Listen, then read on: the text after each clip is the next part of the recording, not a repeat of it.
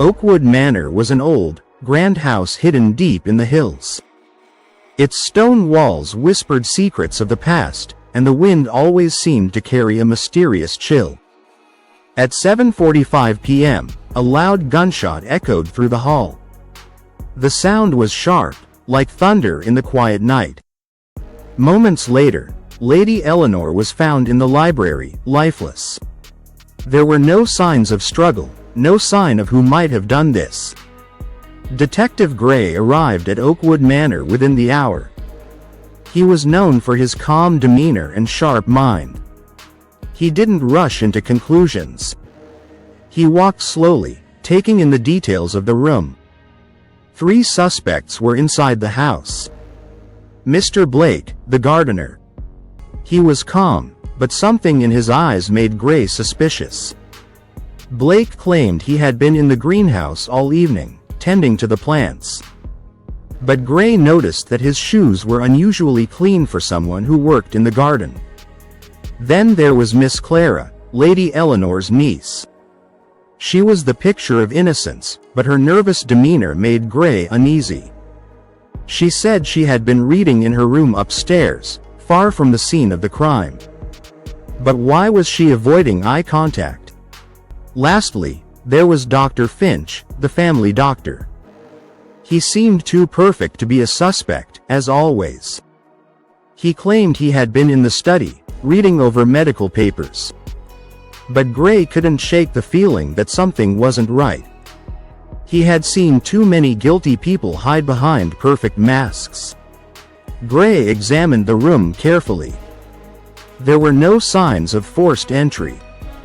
The windows were locked. The doors were secure. No one could have come in or out without leaving a trace. Then, he found something that caught his attention, a broken watch. It was lying on the floor, next to Lady Eleanor's body. The time on the watch had stopped exactly at 7:45 p.m. Gray knew this was the key to solving the mystery. He turned to each suspect and asked one question. "Where were you when the clock stopped?" Mr. Blake didn't hesitate. "I was in the greenhouse. You can ask anyone." Miss Clara, however, hesitated. She glanced toward the window. It was an obvious mistake. Dr. Finch didn't react. He stayed silent, staring at the floor. Gray then walked to the window, looking outside. The position of the window showed it was impossible to see the clock from upstairs. At that moment, everything clicked. Miss Clara had lied. She had been the only one with an opportunity to commit the crime. Clara was arrested. She confessed to the murder. She had been desperate for money, and Lady Eleanor had refused to help her. In a fit of anger, Clara had taken the gun earlier that day.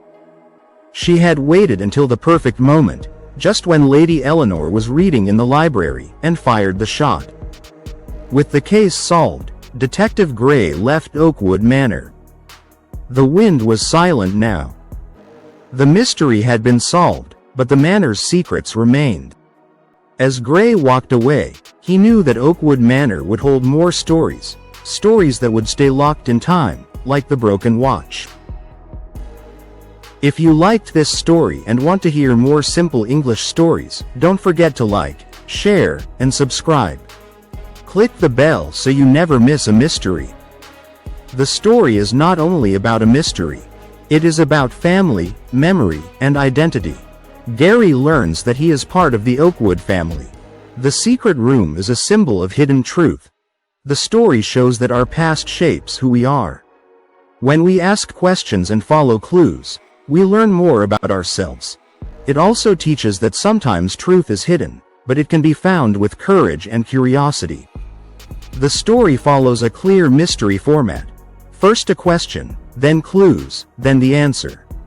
This structure helps learners follow the story easily. The language is simple, but the ideas are deep. We can feel suspense, emotion, and discovery. The setting, the old manor, adds to the mood. Each place in the house tells part of the story. This makes the reading experience exciting and meaningful. The writer, Emily Carter, creates short stories for English learners. She uses simple English but adds mystery, emotion, and strong messages. Her goal is to help students enjoy reading while improving vocabulary and grammar. Her stories often include brave characters, family secrets, and a journey to the truth. She believes, learning English through stories is learning with heart.